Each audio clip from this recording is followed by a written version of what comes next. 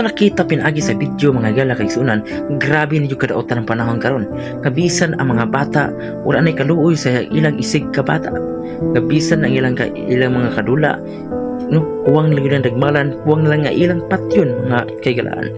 So nahitabo kayo ng giingon sa balang kasulatan na tungod sa pagdagsa sa kadautan na bugnaw ang gugmas kadaghanan, Matthew 24:12. So yung makita yung tungod sa pagdagsa sa kadautan na bugnaw na ang gugmas kadaghanan mga kaigalaan.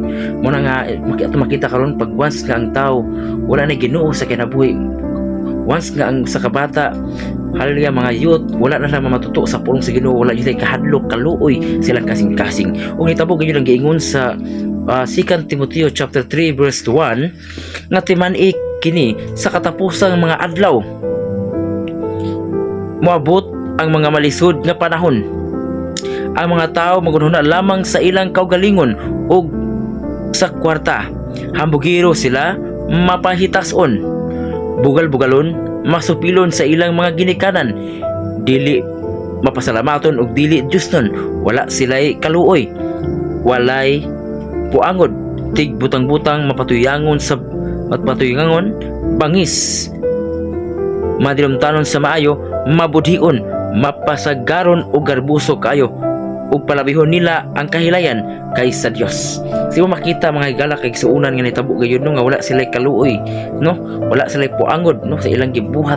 Mo makita nga ang Biblia nagsulti gyud sa matuod.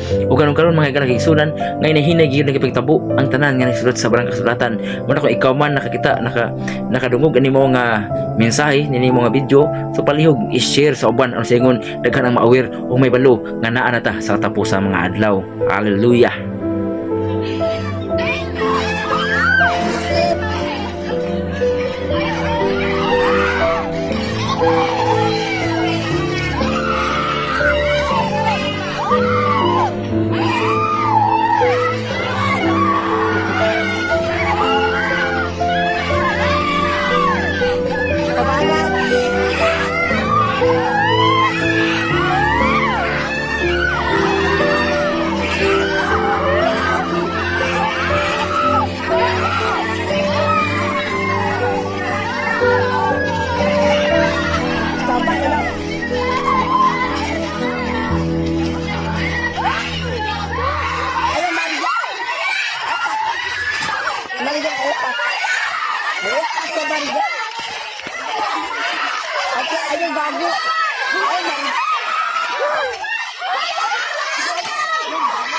Ayo Marian.